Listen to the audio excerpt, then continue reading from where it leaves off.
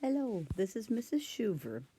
Based on our last two lessons on subtracting integers, it would be a good idea to revisit this. So this is subtracting integers revisited. Our goal is to change a subtraction expression to an addition expression. However, when we make this change, both expressions, the original and the new expression, must be equivalent. This means they must be equal. For example, these two addition expressions are equivalent. 3 plus 4 is equivalent to 2 plus 5. Even though they're using different numbers, their value, 7 and 7, are the same. So they look different and they're expressed differently, but they're the same, they're equal. In order to rewrite a subtraction expression to an addition expression, we can use one of two strategies: keep, change, or add a line, change the sign. Let's practice rewriting a subtraction expression to an addition expression using KCC, keep, change. So I'd like you to start out by writing keep, change above the expression. So keep, change. That means I'm going to keep the first number. We don't change numbers in front of subtraction signs. I'm going to change the minus to a plus, and the number behind the minus gets changed to its opposite. So this would become negative 11. The purpose of this is now I have rules for addition, and I see that both of these numbers are the same sign, so I add them. 5 plus 11 is 16, and I keep the sign. So this would be negative 16. So let's try the next problem. I'm going to use KCC. I keep 12 the same. It's in front of the minus. I only change behind the minus signs. And then I have a minus sign that I'm going to change to a plus. And I change the number after the minus sign to its opposite. So this would be a positive 4. And again, I add those two numbers because they're the same signs. Now that it's addition, I get 16, and they're both positive, so it stays that way. Please try the next two on your own. Pause this video and then start again when you're done. For letter C, now that we have an addition expression, we're going to look at if they're same signs or different signs. They're different signs, which means I subtract, and then I'm going to look at which number is furthest from 0. The highest absolute value would be negative 10, so I choose that sign. In fact, if I modeled this with counters, I'd have leftover red counters. The next problem, it again is different signs, so I subtract, and then I look for the number that would have the highest absolute value. That would be negative 9, so I keep the sign. Let's go now and try the second method. Now let's practice rewriting subtraction expressions to addition expressions using add a line, change the sign.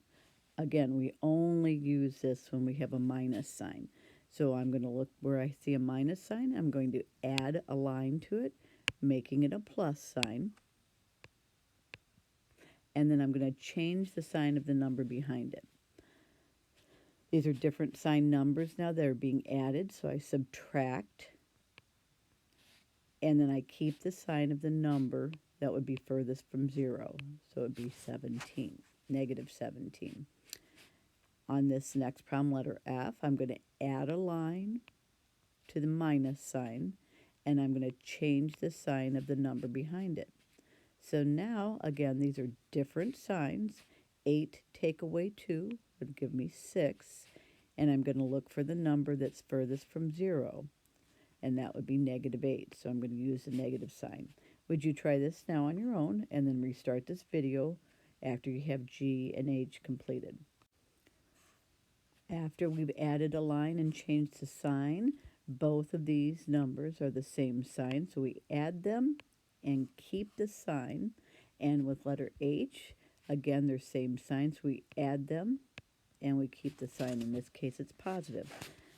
Now go to the back page, please. We can use either of these strategies to help rewrite an expression that contains many integers. And there are also two methods we can use in order to help us evaluate the following expressions. So use whatever method you prefer, but I will probably say that in this circumstance, when there's many numbers that we have to deal with and adding and subtracting, I would encourage you to add a line, change a sign. We never change addition. In fact, we want all the problems to have all addition. So I don't change this.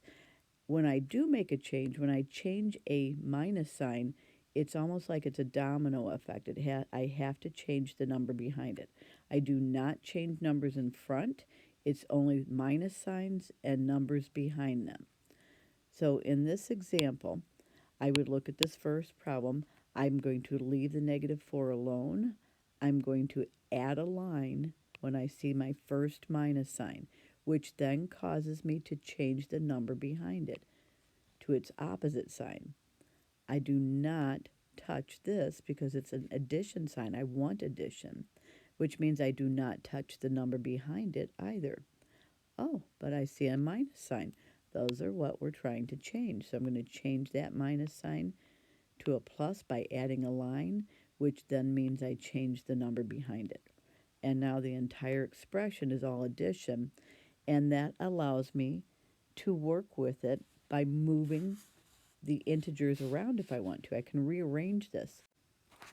If you were a fan of keep, change, change, this is what it would look like. I would have to keep this first number.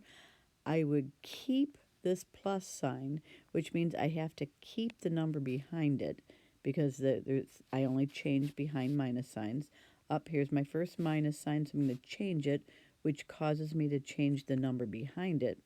I have another minus sign, which means I change it, and I change the number behind it. So for me, that's a little bit cumbersome, and I prefer to use add a line, change a sign on this type of problem. If I were using that, I would just keep on skipping over until I found my first minus sign. That's where I'm going to change. I would add a line and then change the sign of the number behind it. And then I see another minus sign, so I would add a line and change the number behind it. You're the one doing the math, so you choose whichever is easiest for you to work with. So now we're going to talk about another way to do this type of problem.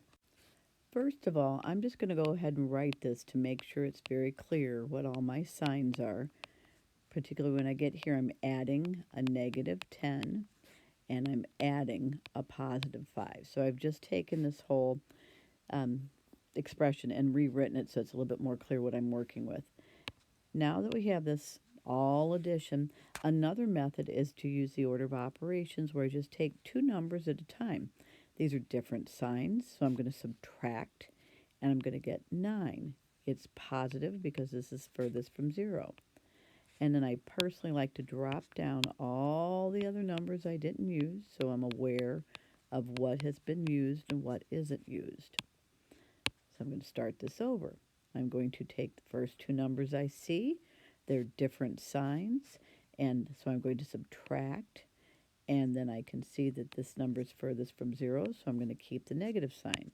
Again, I'm going to drop down the number that I didn't use, and then finally, I'm going to add these final two numbers. They're different signs again, so I'm going to subtract, and then I'm going to keep the sign of the number furthest from 0, so it's positive. So the final answer is 4. You can use this method where you're going from left to right, two numbers at a time, or you can use where you gather all your negatives and gather all your positives. So you do what works best for you. Would you please go now to the practice homework sheet? Thank you.